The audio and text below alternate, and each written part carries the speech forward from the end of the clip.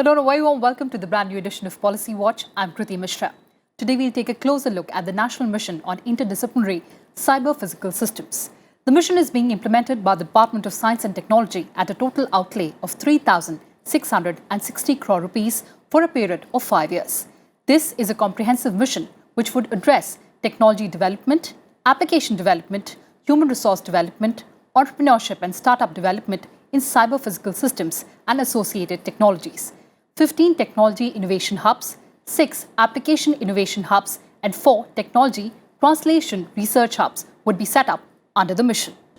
And for more on this, I'm joined by Dr. K.R. Murali Mohan. He's the mission director and he's joining us through Skype from Chennai. In the studio, I have Mr. Subimal Bhattacharjee, cyber policy expert, and Mr. Munish Sharma, consultant, IDSA. Welcome to Rajya Sabha Television, all of you.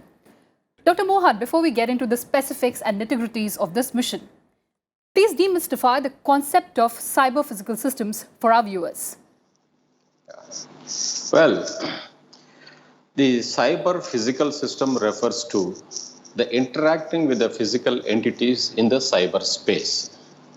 So how do you interact with the physical systems? For example, if you take energy grids, transport sector, agriculture, health, these are all the physical, entities normally the governments would like to implement on the ground.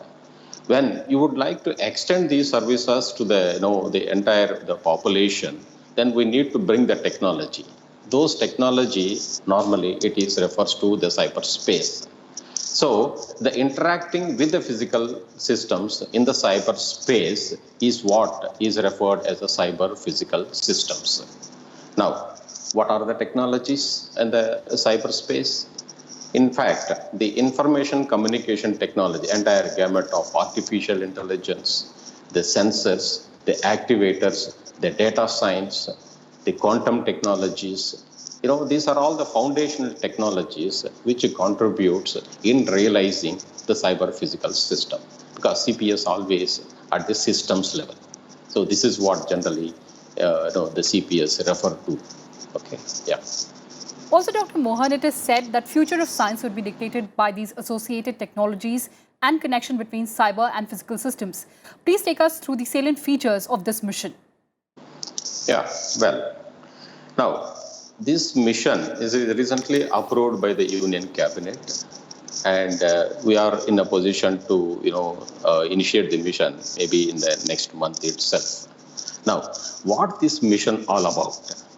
Now, fundamentally, we are looking at creating a layer between what you call academics, industry, and the government. These are the three helix has to come together in developing those technologies. Now, as of now, the academic or the research community is one helix, and then connecting to the industry is another issue. Now, the government is the third helix. Now, there is no proven model to bring them together as of now. Now, this mission fundamentally would like to create this particular vacuum, and by creating, as you mentioned rightly, the 25 innovation hubs across the country. Now, that is the layer which is going to work as a cushion between the three helix. That's number one. And number two, we would like to address the entire gamut of the technology development. So from taking the research to the product, the entire pipeline, that research, the prototype development, the technology translation, and then connecting to the industry in finally bringing out a product. That is one segment of the mission. The second segment is the human resources and skill enhancement. These are the futuristic technologies. We have to prepare our young generations, know what type of jobs are going to be created, what type of new technologies that is going to change our entire country. So therefore, there is every requirement to enhance and inculcate the technology adoption at the undergraduate, post-graduation, as well as other levels. Of course, the third aspect, as you rightly told, the translational of the research. Now, The research community, they do a lot of research. In fact, we are number third in the world in terms of number of publications. In terms of products, we are not that many. So therefore, there is a gap. So how to fill this gap? Therefore, we need to bring in what you call the translational research. This mission is trying to do and address that particular segment, what you call the startup and entrepreneurship development. Therefore, the research, the translation, and the startup, the entire thing will be one of the core segment which will be taken up by these innovation hubs. Now, when you say about the international collaboration is also required because some of the technologies are worldwide being developed, and we need not reinvent the wheel. Therefore, we have to depend on other emerging technologies, and we have to augment further and rapidly develop the immediate the technology so that we can roll out the products as per the requirements of the both government and as well as the industry. These are the broad segments this mission is trying to implement through these innovation hubs. Yeah. Right, sir. So the focus has to be on futuristic technologies.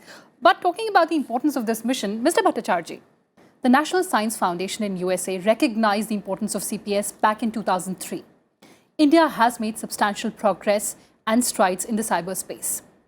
How important is this mission for the progression of our country?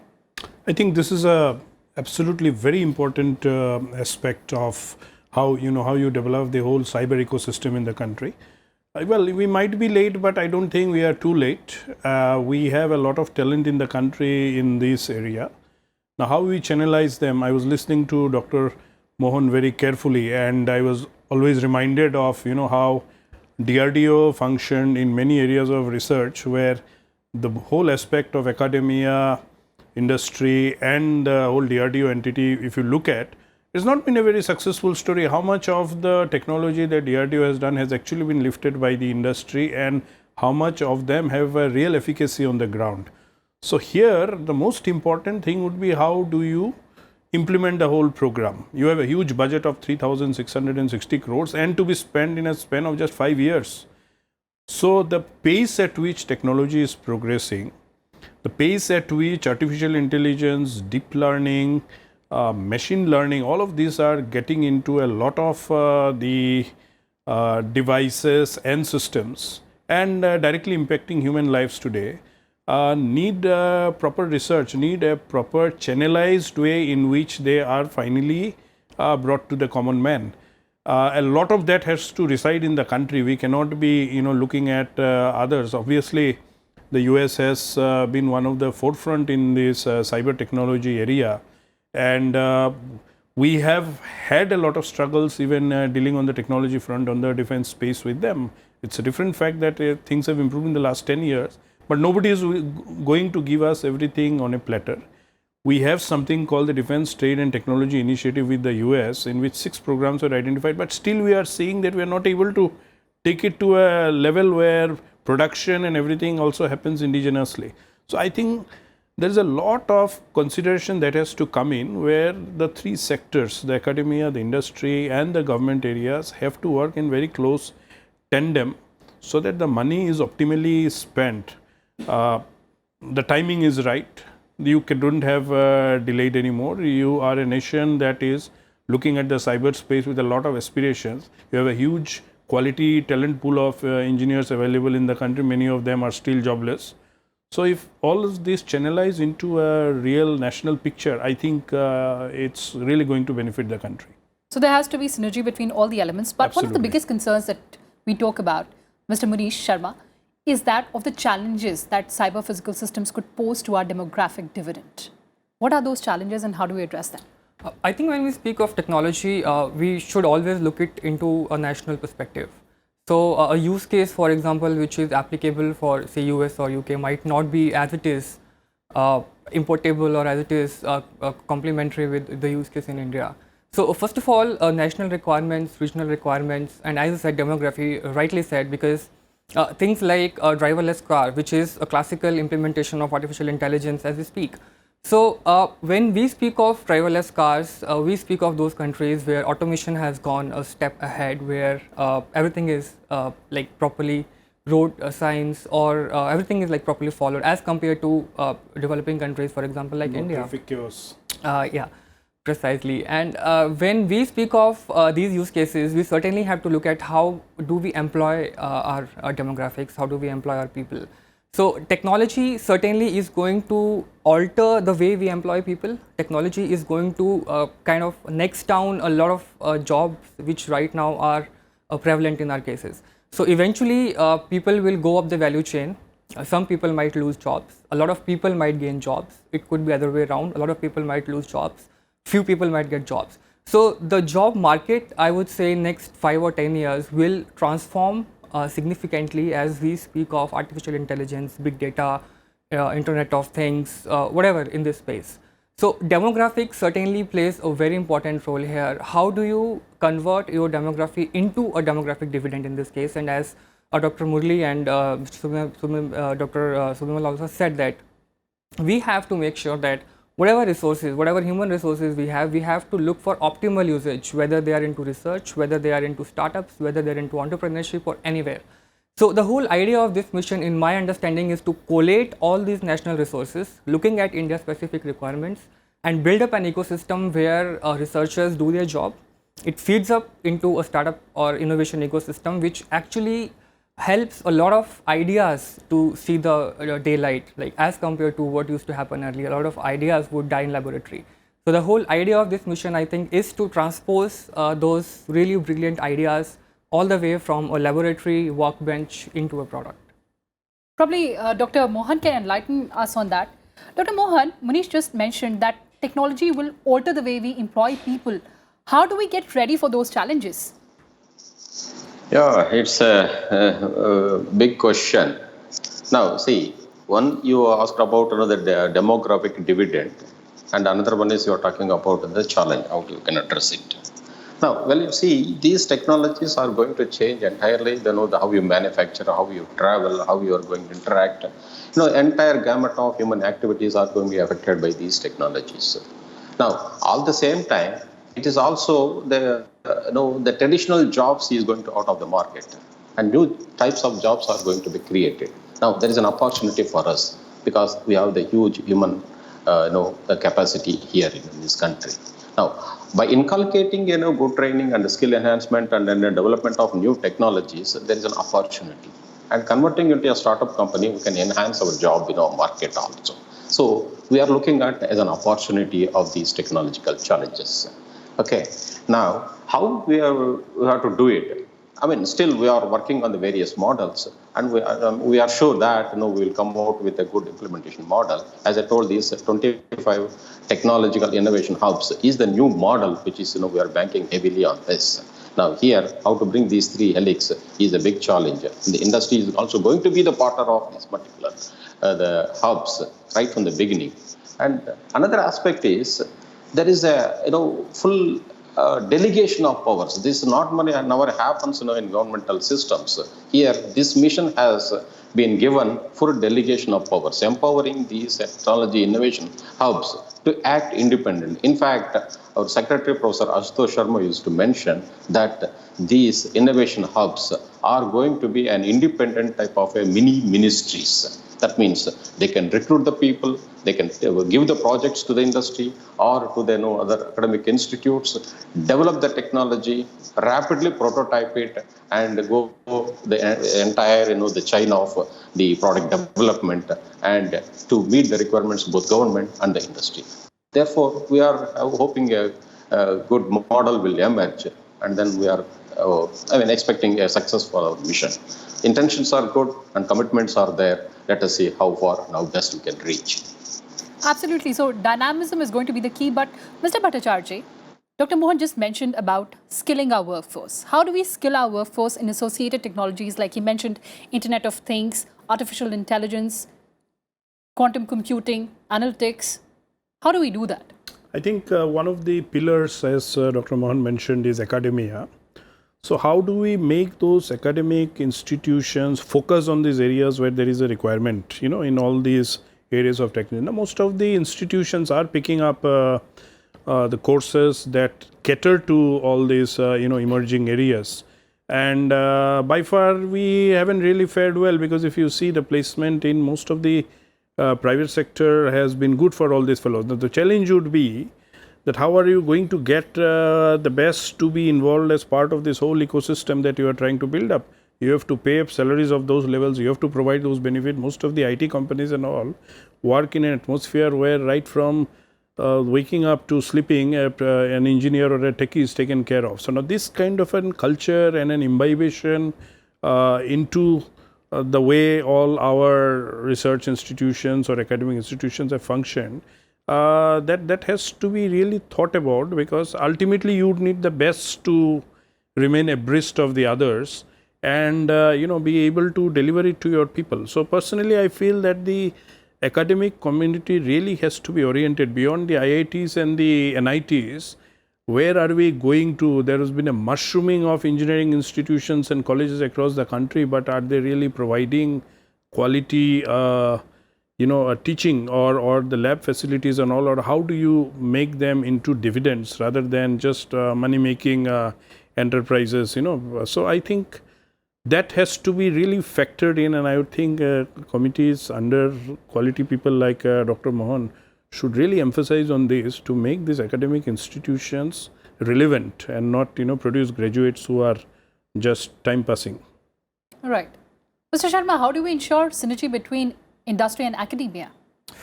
I think we have a lot of initiatives, not just in this specific domain, but otherwise also something what we call as public-private partnership, where you make private sector equally responsible, whether it's in terms of investment or in terms of building human resources or any other thing. I think our foremost challenge has been to glue these things together, where you have a model where private sector and public sector can work towards a specific mission. This particular idea what has come off in this phase of national mission, I think we'll have to look at where we have lagged as compared to finding a new model altogether, and I think it's the right time we should look beyond IITs and TIFR or maybe beyond IISc, because these institutions, although they hold a lot of intellectual capacity, or I would say a lot of research depth as such, but unless until we diversify, we move beyond that model, we try and experiment with things like having some private universities, for example, being on board, letting them train a lot of workforce, which these IITs or IIMs, or I would say a few of these institutions of eminence cannot provide put together. So one aspect is skilling these people, and then second aspect is obviously letting private sector play its role, which is about building those products, building those services. So private sector has to mature, I would say, in this case. The government cannot do everything. Government can facilitate. For example, if you look at the cases of STPI, Software Technology Parks of India, government did its bit. Government can give tax breaks, government can establish such missions with a dedicated mandate. But beyond that, academia, private sector have to actually go up the value chain and then start producing results, which I would say have not been happening in our country as of now. Right, so the government has to be the facilitator, Exactly. and the private players, they have to play an active role. But since we're talking about emerging technologies, I'll take that to Dr. Mohan. Dr. Mohan, how can India adapt to emerging and disruptive technologies to remain competitive in the international arena? Well, taking the cue from the earlier speaker, so I would like to bring some 2-3 points here. Now, when the mission is referring to 25 hubs, in fact, we are looking at the academic institutes as the focal points to create these hubs. We are not telling that it is only in IITs or IISA. Wherever the expertise is available, wherever the type of ecosystem is available, these hubs will be created. That's number one. Hello? Yes, sir. Go ahead, sir. So number two is, these we are planning to create. We'll just fix that audio, but I'll take that to Mr. Bhattacharjee. Mr. Bhattacharjee, how do we make use of these emerging and disruptive technologies? Yeah, I think, as we said, the academic institutions and the industry have to be really well glued in. But what I would think that, how do you attract the industry to come and look at these avenues? How do you get the industry to pay a good price and lift those and then take it to the consumer? There isn't, as I mentioned about the DRDO part, I don't think, there has been some, DRDO does so many things around the medicines also. Now, how many of these medicines have you actually seen in the market? These are relatively easier compared to the tech stuff. Now, I have worked for a very large American defense company, and I have seen how in the US, the DoD trusts the private sector, gives a certain amount of money on R&D, has money every year to fund it and bring it to a stage where that technology liftoff happens. Can we build up a trusted system or trusted ecosystem in this country like this? Now, I'm sure there is a severe need to look at this, because I feel that there has been a trust deficit always. We never looked at a way where we can decide on the papers that this is our expectation and outcome of this amount of investment. We keep on interfering a lot. We try to dictate and don't allow someone to actually build up something and or take a call when the time comes. We have few programs in the MOD right now under the make model, which is not taking off because we decide on something, yet we can't culminate them into projects or prototypes moving forward. So I think Dr. Mohan's focus and team has really to look into these things which afflict the Indian system when it comes to implementation. However, as I said, the talent pool in this country is not less. How do you channelize them? How do you make them effective? How do you build that trust factor, and how do you get the optimal out of anybody? I think that is more important. Implementation is very, very important because in a span of 5 years you have to achieve something and you are still at the drawing board. So there is, and technology will always change, it changes faster than you can even think. Right. So let's take that to Dr. Mohan himself. Dr. Mohan, Mr. Bhattacharjee is pointing out, how do we ensure effective implementation of this mission? Yeah, that's a great question, though we are pondering. So we have some elementary details available as of now. See, as I told earlier, these 25 hubs, what we are planning is to be established in the academic institutes, number one. And number two is, these hubs are going to be opened as a Section 8 company, not for profit, but it's an independent entities. Now, each Section 8 company will also have technology business incubator, private industry participation, academic participation also. Now, who will define the problems for them? The government. Therefore, the governmental issues will be taken up as the initial technology development projects funded by the mission, developed by the academic and industry collaboratively right from the beginning. That is the type of model we are looking at it. So those technology will have a lot of potential in the both private and as well as other countries also. So these are the generalized model we are looking at. And the enough delegation of powers, and as well as I was mentioning about the independence to the hubs, already it is inbuilt in the mission. Therefore, the basic and fundamental issues were foreseen and tried to address as right from the beginning itself. So we are expecting another 6 months, we'll have full clarity on the entire ecosystem that we are planning to create. And then we analyze the existing models and the drawbacks and the advantages also. So therefore, we picked up each and every the pointer from that and created we were planning to create this particular ecosystem, and we are confident and we'll be able to roll out this mission effectively and for positively. Yeah, that's what I can say. Right, so the beginning has been made. I have last 30 seconds and I'll come to Mr. Sharma. There's another very important component of entrepreneurship. How will this mission foster entrepreneurship and startup ecosystem in the cyberspace? Well, I think it's the zeal of entrepreneurs, as it's known in the space, that if you comparatively, if you look at, I'm sorry to bring in the case of China and US in this case, entrepreneurs spend their entire lifetime on experimenting with products, with experimenting with services. They keep on enhancing, they keep on moving up the value chain. But that zeal, unless until that zeal comes into Indian entrepreneurs, and that kind of, I would say, facilities which government could provide, that kind of access to technology, access to global technology supply chains, if we could afford in India, then I think nothing is unachievable for Indian entrepreneurs, I would say, in this space. And it really means a lot because the global competition is catching up. We cannot afford to lag behind, and this is the right time, I think. It has come at the right if it's delayed, no doubt it is delayed, but it has come at the right time and in the right leadership, I would say, to take it forward over the next 5 years. So we need to be competitive. That is the key. So thank you so much for joining us on this discussions. This mission is expected to foster economic growth in the country. That's all we had for you in this edition. Thanks for watching and stay tuned to Rajya Sabha Television.